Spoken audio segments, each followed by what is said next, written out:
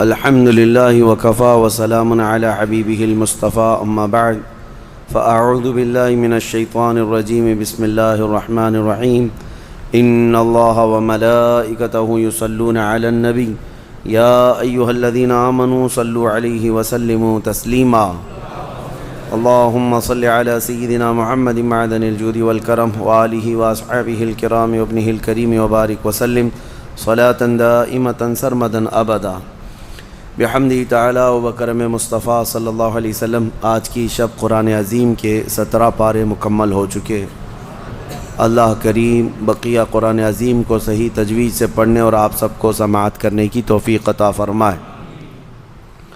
سورہ انبیاء اور سورہ حج کی آج مکمل تلاوت ہوئی ہے۔ سورہ انبیاء میں کئی انبیاء اکرام علیہ السلام کا ذکر ہے، خاص کر حضرت ابراہیم علیہ السلام کا، حضرت ایوب علیہ السلام کا، اور حضرت داؤد علیہ السلام، حضرت سلیمان علیہ السلام، پھر حضرت زکریا و یحییٰ علیہ السلام کا۔ ان تمام نبیوں کا ذکر ہے، اور اللہ کریم نے جب جب انبیاء اکرام علیہ السلام کا ذکر فرمایا، ارشاد فرمایا کہ یہ نشانی ہے اور دوسروں کے لیے ان کے واقعات عبرت ہیں، درس ہیں۔ انبیاء اکرام علیہ السلام میں حضرت ابراہیم علیہ السلام ابو الانبیاء کہلاتے ہیں، یعنی اکثر نبیوں کے وہ باپ ہیں۔ حضرت ابراہیم علیہ السلام، ان کی نسل میں کئی ہزار انبیاء اکرام پیدا ہوئے۔ خود ہمارے آقا صلی اللہ علیہ وسلم بھی حضرت ابراہیم علیہ السلام کی نسل میں ہیں، تو ان کو ابو الانبیاء کہا جاتا ہے۔ ان کا تفصیلی واقعہ اس سورہ انبیاء میں موجود ہے کہ ان کے گاؤں کے لوگ بت پرست تھے، وہ بتوں کو اپنے ہاتھوں سے تراشتے تھے، پتھروں کو، اور اس کی پوجا کرتے تھے، اور ابراہیم علیہ السلام بچپن سے ہی لوگوں کو منع کرتے تھے، اور انہیں یوں فرماتے کہ تمہیں کیا ہو گیا کہ تم ان پتھروں کے پاس رہتے ہو؟ ما هذه التماثيل التي انتم لها عاکفون، یہاں تم اعتکاف کیے بیٹھے رہتے ہو پتھروں کے سامنے۔ تو لوگ ان کا انکار کرتے اور کہتے کیا تم نیا نیا کچھ لے کر کے ہمارے پاس آ رہے ہو؟ یہ ہمارے باپ داداؤں سے یہ پرمپرا چلی ہے۔ حضرت ابراہیم علیہ السلام کو جھٹلاتے رہتے تھے۔ حضرت ابراہیم علیہ السلام نے ایک دن، یعنی بچپن سے ہی آپ کے ذہن میں بت پرستی نہ آئی اور نہ ہی کبھی ان کی طرف گئے، سختی سے آپ منع کرتے اور انکار کرتے رہے۔ ان کا چاچا حضرت ابراہیم علیہ السلام کا آزر، یہ خود بھی بت پرست تھا۔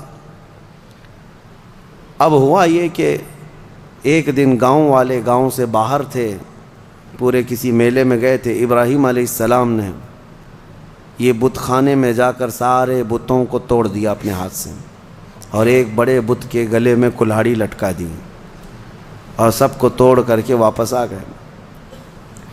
جب ابراہیم علیہ السلام شام کو اپنے گھر تھے، گاؤں کے لوگ واپس آئے۔ واپس آنے کے بعد اپنے خداؤں کا یہ حشر دیکھا تو آگ بگولا ہو گئے۔ من فعل ھذا بآلہتنا، ہمارے خداؤں کے ساتھ کس نے ایسا کام کیا ہے؟ ظاہر سی بات ہے، بتوں کو جب کوئی چھیڑ چھاڑ کرتا ہے تو آگ بگولا ہوتی ہے قوم ان کی جو عبادتیں کرتے ہیں۔ یہ اس زمانے سے چلا ہے۔ اور جب لوگوں نے دیکھا کہ سب ٹوٹے پوٹے گرے ہوئے ہیں، پوچھا کہ کس نے کیا ہوگا یہ؟ تو لوگوں نے آپس میں ہی کہا ایک لڑکا ہے ہمارے گاؤں میں جس کا نام ابراہیم ہے، اسی نے کیا ہوگا۔ بادشاہ وقت جو تھا اس وقت، نمرود کے پاس یہ مقدمہ لے جایا گیا، اور پھر سارے لوگوں نے کہا کہ اب یہ مقدمہ سزا کے بغیر حل نہیں ہوگا، بلاؤ ابراہیم کو، کہاں ہے؟ ابراہیم علیہ السلام جوان تھے، بلایا گیا، پوچھا گیا کہ کیا کیا تم نے ان کے ساتھ؟ یہ سارے ہمارے خداؤں کے ساتھ کیا کیا؟ تو ابراہیم علیہ السلام نے کہا ان کے بڑے نے کیا ان کے ساتھ۔ پوچھا تم اکیلے گاؤں میں تھے، کس نے کیا ہے؟ تو ابراہیم علیہ السلام نے کہا ان کے بڑے نے کیا، کیونکہ ایک بڑا بت ویسی چھوڑ دیا تھا انہوں نے، اس کے گلے میں کلہاڑی ڈال کر، اور باقی سب چھوٹوں کو سلا دیا تھا۔ تو بڑا جو کھڑا تھا، ابراہیم علیہ السلام نے کہا ان کے بڑے نے کیا ان کے ساتھ، جبکہ وہ مراد لے رہے تھے ان کا بڑا تو میں ہی ہوں۔ ان کے دل میں یہی تھا کہ ان کا بڑا میں ہی ہوں۔ تو پھر اس کے بعد ابراہیم علیہ السلام نے ان سے کہا تم مجھ سے کیوں پوچھتے ہو؟ ایک تو ابھی بھی کھڑا ہے نا، اسی سے پوچھ لو، باقی تمہارے چیلوں کو کس نے گرایا، کس نے مارت گرایا ہے؟ ایک تو ابھی بھی کھڑا ہے۔ تو اور آگ بگولا ہوئے، استہزاء مذاق سن کر کے، اور کہنے لگے کیا ہم ان سے بات کریں گے؟ وہ بات نہیں کر سکتے ہیں۔ تو ابراہیم علیہ السلام نے کہا اف لکم ولما تعبدون من دون اللہ افلا تعقلون، تف ہے تم پر، افسوس ہے تم پر، اللہ کے سوا دوسرے کی عبادت کرتے ہو، کیا عقل نہیں رکھتے؟ ایسے کی عبادت کرتے ہو جو نہ تمہیں نفع دے سکتا ہے نہ نقصان دے سکتا ہے۔ یہ ابراہیم علیہ السلام نے ان کو کہا تو وہ اتنے آگ بگولا ہوئے، اتنے غصے میں آئے کہ سبوں نے کہا حرقوہ، ابراہیم کو آگ میں جلاؤ، ایسے نہ چھوڑو، آگ میں جلاؤ۔ وانصروا آلہتکم ان کنتم فاعلین، پھر اپنے اپنے خداؤں کی مدد کرو۔ سارے لوگ اعلان کرنے لگے دیکھو ہمارے خداؤں کے ساتھ اس نے ایسا کیا۔ حیرت کی بات ہے کہ خداؤں کو توڑ مارا ہے انہوں نے، اور ان کے بندے سزا دے رہے ہیں، اور خدا کچھ نہیں کر رہا ہے ان کا۔ جس کو مارا وہ کچھ نہیں کر رہا ہے، اور جو پوجا کرنے والے ہیں وہی سزا دینا چاہتے ہیں۔ میرے عزیزو، یہاں رک کر کے ایک بات عرض کرنا چاہتا ہوں۔ ابراہیم علیہ السلام کی آل میں، جیسے کہ اس سے قبل کی تفسیر میں بھی میں بتایا، تاریخ یاد کرو، ایک کرنٹ سچویشن میں آپ کو بتاؤں، دغلی پالیسی۔ ابراہیم علیہ السلام کے ایک بیٹے اسحاق علیہ السلام ہیں، ان سے پوری بنی اسرائیل ہے، جو آج یہودی بھی ہیں یا اپنے آپ کو بنی اسرائیل کہتے ہیں، اور دوسرا پورا عرب، میرے آقا صلی اللہ علیہ وسلم اور پورا عرب، یہ بنی اسماعیل ہے۔ یہ کیا ہے؟ دو باتیں یاد رکھیں، کیونکہ ابھی ایک نیا شوشہ چھوڑا جا رہا ہے، ایک نئی بات آئی ہے، وہ میں آپ کے سامنے رکھ رہا ہوں، ایک بنی اسرائیل اور ایک بنی اسماعیل۔ ابھی جو ہے انہوں نے ایک نیا وہ شروع کیا ہے امریکہ میں، سعودیوں کو، اماراتیوں کو، بحرینیوں کو لبھانے کے لیے، کہ ہم لوگ جو ہے نا کزن ہیں، ہم لوگ جو ہیں کزنز ہیں، یعنی ابراہیم علیہ السلام کے بیٹے کی اولاد ایک اسحاق علیہ السلام کے، اور یہ اسماعیل علیہ السلام کے، اور دونوں ریلیجین کو، یعنی اسلام کو اور جیوز جتنے ہیں اور عیسائی ہیں، یہ سب آپس میں یہ کہہ رہے ہیں کہ بھائی بھائیوں کا دین ہے، سب کا دین ایک ہی ہے اوپر جا کر کے۔ تو یہ شوشہ چھوڑ، اور یہ میں آپ کو ایسی بات نہیں کر رہا ہوں، اب اس پر بڑے بڑے سیمینار اور کانفرنسیں ہو رہی ہیں۔ سعودی بھی اس بات پر اب متفق ہونے جا رہے ہیں کہ ہم سب دین ابراہیمی پر جمع ہو جاتے ہیں، جتنے ابراہیم علیہ السلام کے دین پر تھے سب جمع ہو جائیں گے۔ اب اس میں یہودی بھی آ گئے، عیسائی بھی آ گئے، مسلمان بھی آ گئے۔ لیکن حقیقی بات یہ ہے کہ دین ابراہیمی پر اگر کوئی آج قائم ہے تو وہ صرف امت محمدیہ ہے، مصطفیٰ کریم صلی اللہ علیہ وسلم کی یہ امت مسلمان قائم ہے، کیونکہ ابراہیم علیہ السلام کے متعلق قرآن میں جگہ جگہ اللہ نے فرمایا کہ ان ابراہیم کان امۃ قانتا للہ حنیفا، وہ دین حنیف کہتے ہیں، سیدھے دین پر قائم تھے، سیدھے راستے پر، شرک میں مبتلا نہیں تھے ابراہیم علیہ السلام۔ دو خداؤں کا ذکر، ابراہیم علیہ السلام کا جو دین تھا وہ یہی دین ہے جس پر آج ہم عمل پیرا ہیں۔ اب یہ جو کزنز کا مطلب آیا ہے، یہ اس بات کے لیے بھی آیا ہے کہ بیت المقدس کے لیے کیوں لڑ رہے ہو؟ یہودیوں کے ہاتھ میں ہے نا، عربوں کو چپ بٹھانے کے لیے، کہ تمہارے ہاتھ میں مکہ ہے، مدینہ ہے، تمہارے کزنز کے ہاتھ میں بیت المقدس ہے۔ تو چچا بھتیجے یعنی چچیرے بھائیوں کے درمیان اگر کوئی چیز رہ جائے تو کیا فرق پڑتا ہے؟ انہوں نے اس طرح سے اس کو ڈائیورٹ کر دیا ہے، چچیرے بھائیوں کی لڑائیاں ہیں۔ خیر، یہ ایک مسئلہ اپنی جگہ پر۔ اب میں آتا ہوں ہمارے یہاں کے اندھ بھکتوں کے لیے، جو یہودیوں کی چاٹتے ہیں اور ان کو اپنا آقا و ماوا تسلیم کرتے ہیں، اسرائیل کے گلے سے گلے لگتے ہیں، ہمارے صاحب بھی جا کر کے گلے لگتے ہیں۔ آپ کو پتہ ہے اسرائیل کے پرائم منسٹر سے بڑی گہری دوستی ہے، لیکن ان کو پتہ نہیں اسرائیل کے سارے لوگ بتوں کو توڑتے ہیں، بتوں کی پوجا نہیں کرتے۔ وہ یہودی ہے نا، تو یہ ان سے پوچھیں کہ تمہارے باپ داداؤں میں سے یا خاص طور پر ابراہیم علیہ السلام نے تو بتوں کو توڑ مارا تھا، تو یہ وہاں پر نہیں سوال کریں گے کیونکہ یہودی ہیں، پاور ان کے پاس ہے، تو گلے لگ جاؤ، گلے لگ جاؤ، جہاں جہاں پاور دکھے گا وہاں پر گلے لگ جاؤ، اور جہاں غریب ہیں وہاں گائے کا پیشاب یاد آئے گا، وہی پورے جنگ کا ذریعہ بن جاتا ہے۔ ہاں، بیسک وجہ یہاں پر بن جاتی ہے۔ بہرحال یہ دغلی پالیسی ہے۔ ان لوگوں سے تمہاری دوستی کیسے ہو سکتی ہے؟ میں ان لوگوں سے کہتا ہوں، آئیڈل ورشپرز جتنے بھی ہیں، ان کی دوستی ان سے کیسے ہو جاتی ہے جو یہودی ہیں یا عیسائی ہیں؟ وہ بالکل بتوں کی پوجا نہیں کرتے اور وہ بتوں کو توڑتے ہیں، اور ان کی کتابوں میں موجود ہے، یہودیوں کی کتابوں میں بھی، کہ بتوں کو جہاں پاؤ وہ توڑ دیا گیا ہے۔ حضرت ابراہیم علیہ السلام کا یہ واقعہ موجود ہے۔ تو پھر ان کی دوستی کیسے ہے؟ مجھے حیرت ہوتی ہے، کسی نے ابھی پھر سے وہ پاکھنڈی گستاخ رسول کی بک سن کر کے مجھ سے کہا کہ وہ پھر کہہ رہا ہے کہ ان کو فتح کرنا ہے، ساری دنیا میں ان کا دھرم قائم کرنا ہے، صرف اور صرف جو ہے بابری مسجد پر کافی نہیں ہے، وہ کہہ رہا ہے مکیشور بھی حاصل کرنا ہے۔ مکیشور،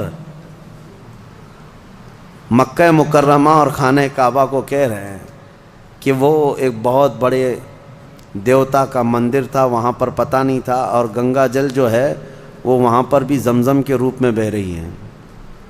کہاں سے کہاں توڑ مروڑ کر کے کس کی گردن کس کو بٹھاتے ہو؟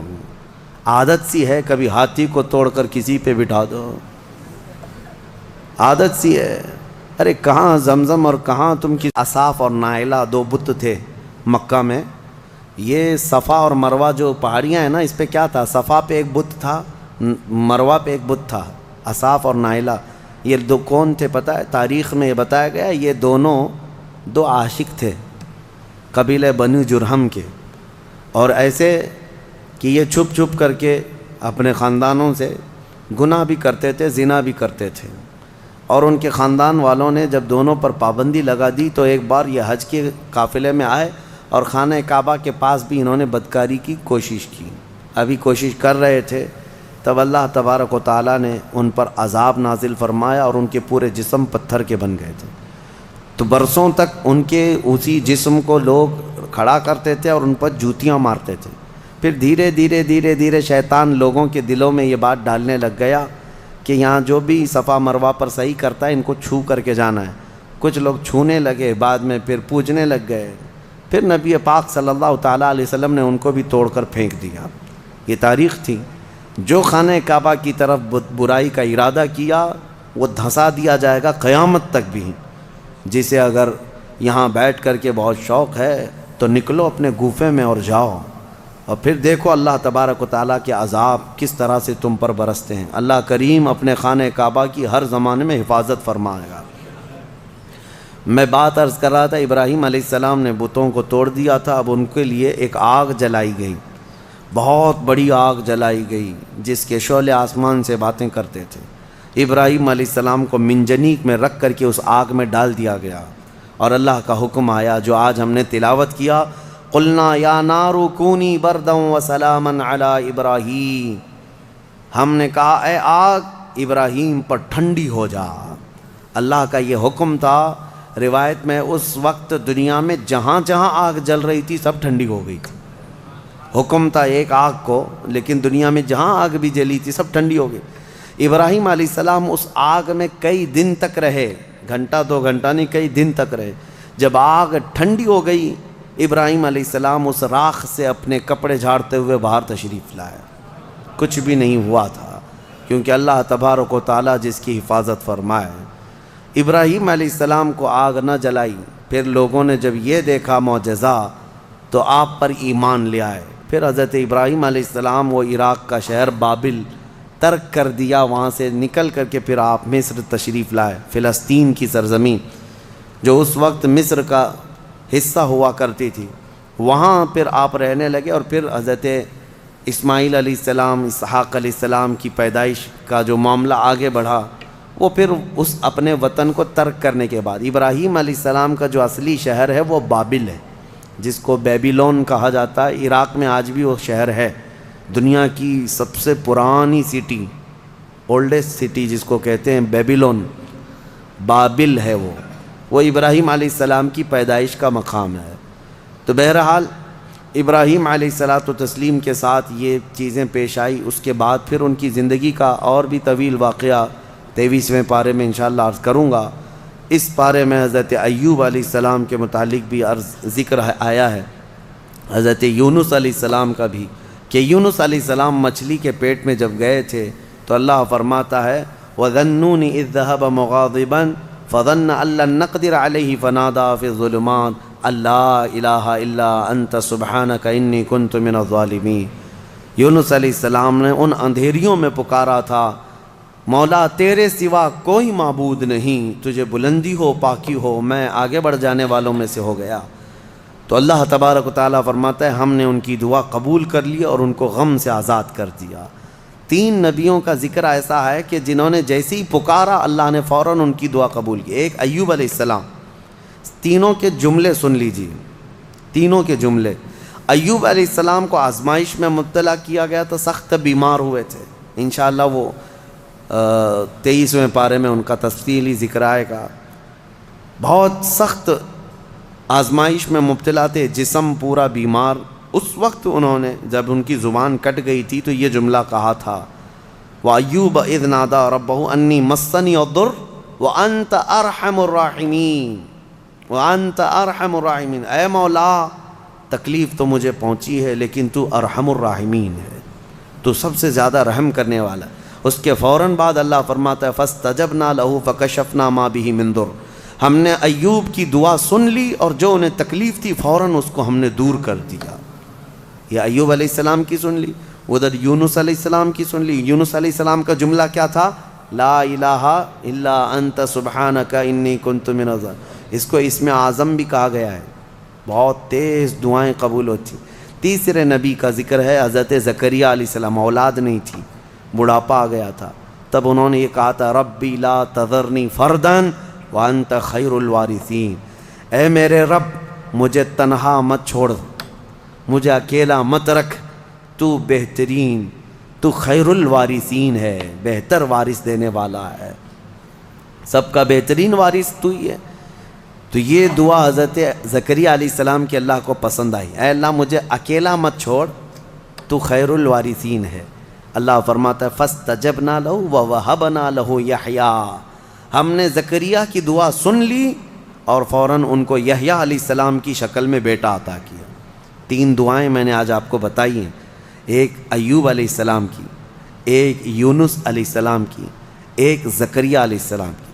ایوب علیہ السلام نے بیماری میں دعا کی، یونس علیہ السلام نے اندھیریوں میں دعا کی، زکریا علیہ السلام نے بے اولاد ہونے پر دعا کی۔ یہ تینوں معاملات ہماری زندگیوں میں آتے ہیں، کوئی بے اولاد ہے، کوئی پریشان حال ہے اور کوئی بیمار ہے۔ یہ 3 دعائیں یاد رکھیں، اللہ نے فوراً ان آیتوں کے بارے میں فرمایا، ان کے آیتوں کے بعد فرمایا، ہم نے فوراً قبول کیا ان کی باتوں کو، فوراً قبول کیا۔ یقیناً اللہ تبارک و تعالیٰ آج بھی قبول کرنے والا ہے۔ اور ایک آیت اللہ تعالیٰ نے اس بارے میں ارشاد فرمائی، مولا کریم فرماتا ہے کہ یہ سب نبیوں کے ذکر کے بعد یہ سورہ جہاں ختم ہونے کو آیا، آخر میں جہاں سورہ ختم ہونے کو آیا، اخیر سورہ میں رب تبارک و تعالیٰ آخری نبی کے بارے میں فرماتا ہے وَمَا أَرْسَلْنَاكَ إِلَّا رَحْمَةً لِّلْعَالَمِينَ۔ محبوب ہم نے آپ کو سارے جہانوں کی رحمت بنا کر بھیجا ہے، رحمت بنا کر بھیجا ہے۔ رحمت کا مطلب کیا ہے؟ رحمت جس کے ذریعے سے خوشیاں ملیں، جس کے ذریعے سے مشکلات حل ہوں، جس کے ذریعے سے اللہ تعالیٰ تمہاری مصیبتوں کو دور کرے، وہ رحمت ہے۔ ماں بیٹے کے لیے رحمت ہے، باپ بیٹے کے لیے رحمت ہے، یہ سب رحمتیں ہیں۔ اور اللہ تعالیٰ کی سب سے بڑی رحمت اس دنیا میں کوئی ہے تو وہ محمد الرسول اللہ کی ذات صلی اللہ علیہ وسلم، وہ سب کے لیے رحمت ہے، وہ سب کے لیے رحمت ہے۔ حتیٰ کہ آپ کو میں بتاؤں زمین و آسمان اس بارے میں لڑائیاں کرتے ہیں، زمین اور آسمان۔ اعلیٰ حضرت نے اس کو اپنے نعت میں لکھا ہے، خم ہو گئی پشت فلک استان زمیں سے، یعنی آسمان بہت اپنی ڈینگے یعنی اپنی بڑائیاں بتا رہا تھا کہ مجھ میں چاند ہے، مجھ میں ستارے ہیں، مجھ میں سورج ہے، یہ سارے بڑے بڑے سٹارز آسمان اپنے اندر رکھتا ہے۔ تو زمین نے ایک ہی تانا دیا تھا، ایک تانا دیا تھا۔ اعلیٰ حضرت فرماتے ہیں خم ہو گئی پشت فلک، یعنی آسمان کی پیٹھ جھک گئی اس تانے زمین سے، زمین کے اس تانے کو سن کر۔ خم ہو گئی پشت فلک اس تانے زمین سے، سن ہم پہ وہ سرور دو عالم ہے، وہ رتبہ ہے ہمارا۔ ہمارے اوپر تو چاند سورج ستارے جس سے فیض پاتے ہیں وہ محمد الرسول اللہ زمین میں ہے۔ میرے عزیزو، آپ کو میں بتاؤں، رسول پاک صلی اللہ تعالیٰ علیہ وسلم ملائکہ کے لیے رحمت ہیں کہ نہیں؟ میں آپ سے کچھ سوالات کر رہا ہوں۔ اور اللہ کے کئی عالم ہیں، عالم یعنی کئی دنیا ہیں، کئی جہاں ہیں، ہاں وہ ہر عالم کے لیے ہیں رحمت ہیں، وہ ملائکہ کے لیے رحمت ہیں، جنات کے لیے رحمت ہیں، نباتات کے لیے رحمت ہیں، جتنے اللہ تعالیٰ کی مخلوقات ہیں سب کے لیے کیا ہے میرے مصطفیٰ؟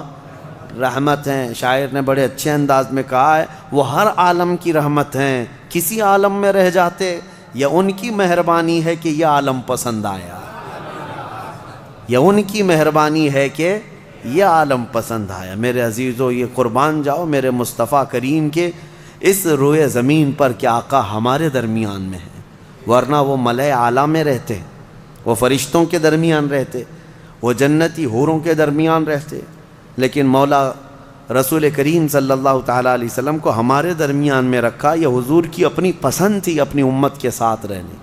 اور یہ بھی میں آپ کو بتا دوں، قیامت کے دن کیا میرے نبی صلی اللہ تعالیٰ علیہ وسلم پچھلی امتوں کے لیے رحمت نہیں ہوں گے؟ آدم علیہ السلام سے لے کر عیسیٰ علیہ السلام تک کے ہر امتی کے لیے حضور رحمت ہے، سب کے لیے رحمت ہے، سب کا حساب حضور کی شفاعت کے بعد ہونا ہے۔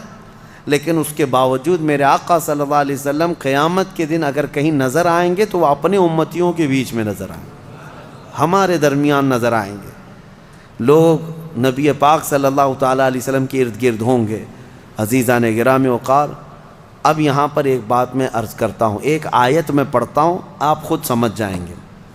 11ویں پارے میں یہ آیت گزر چکی ہے، میں ترجمہ بتاتا ہوں اور کس کی طرف اشارہ ہے آپ خود سمجھ لیں گے، پڑھے لکھے لوگ ہیں۔ اللہ فرماتا ہے قل بفضل اللہ وبرحمتہ فبذلک فلیفرحوا۔ یہ آیت کا ایک حصہ میں نے تلاوت کیا۔ اے محبوب آپ فرما دیں، آیت کا ترجمہ میں کر رہا ہوں، آپ فرما دیں کہ جب اللہ کا فضل تمہیں ملے، لوگوں کو اللہ کا فضل ملے یا اللہ کی رحمت آئے تو خوب خوشیاں مناؤ۔ اللہ نے کیا فرمایا؟ جب اللہ کی رحمت تمہیں مل جائے تو خوب خوشیاں منائے۔ سنیو سمجھ گئے؟ قرآن کی آیت کہہ رہی ہے جب تمہارے پاس اللہ کی رحمت آ جائے تو، اب ہر ایک کو بات پتہ ہے اللہ کی سب سے بڑی رحمت اس روئے زمین پر 12 ربیع الاول کو آئی۔ تو اب جو ہماری خوشیاں منانے کا طریقہ ہے وہ قرآن کے مطابق ہے یا نہیں؟ قرآن کے مطابق اللہ نے فرمایا جب اللہ کی رحمت تمہارے پاس آئے تو خوشیاں منو۔ اچھا، اور دوسری بات، وسیلے کے متعلق کہتے ہیں کہ ان کے وسیلے سے دعا مانگنا جائز ہے کہ ناجائز ہے؟ بالکل، قرآن سے میں بتاتا ہوں، یہ بھی 11ویں پارے کی آیت ہے۔ اللہ فرماتا ہے فقالوا ربنا لا تجعلنا فتنة للقوم الظالمین۔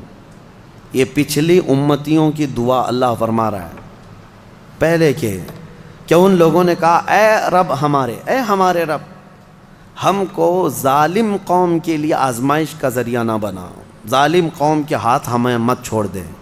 ان کی دعائیں وَنَجِّنَا بِرَحْمَتِكَ مِنَ الْقَوْمِ الْكَافِرِينَ، یہ دعا تھی پہلے والوں کی، لیکن قیامت تک آنے والا یہ دعا کر سکتا ہے، قیامت تک آنے والا یہ دعا کرے گا۔ کیا؟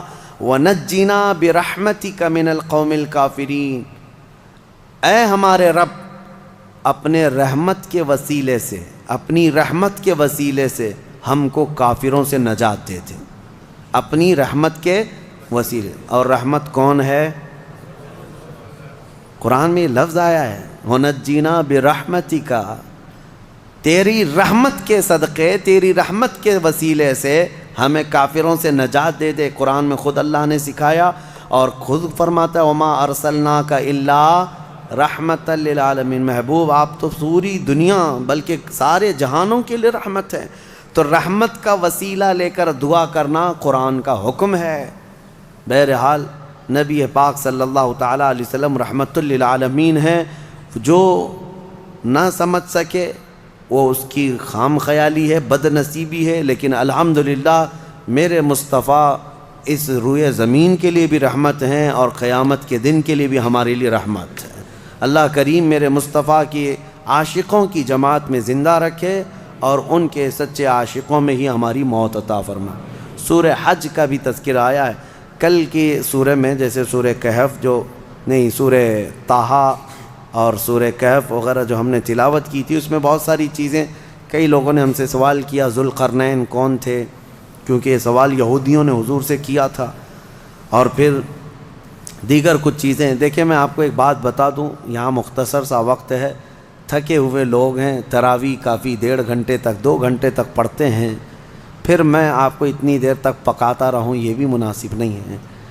میں یہ چاہتا ہوں کہ مختصر انداز میں آپ کو جو اہم پیغامات ہیں وہ مل جائیں.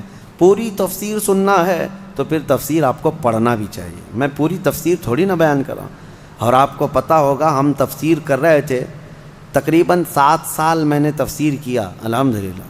7 سال میں صرف ہمارے 5 پارے ہوئے تھے. قرآن کی تفسیر کے 5 پارے بھی میں نے پورے مکمل نہیں کیے. 5 پارے اخیر تک پہنچا تھا جس کے لیے ہمیں 7 سال لگ گئے تھے، بلکہ اس سے زیادہ ہی لگ گئے تھے.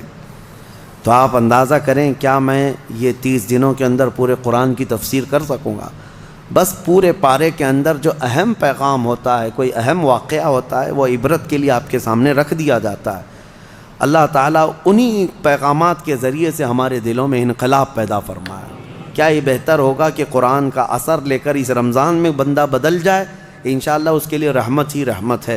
آج میں وقت سے اور بھی تھوڑا پہلے ہی ختم کر رہا ہوں، اس لیے کہ آج ہماری تنظیم الامان کی جانب سے غربا اور مساکین کے لیے جو ہر سال تقسیم کیا جاتا ہے کچھ راشن وغیرہ، وہ تقسیم کا معاملہ ہے، مجھے جانا ہے. اس کے لیے میں آج آپ کو تھوڑی دیر پہلے ہی ختم کر رہا ہوں.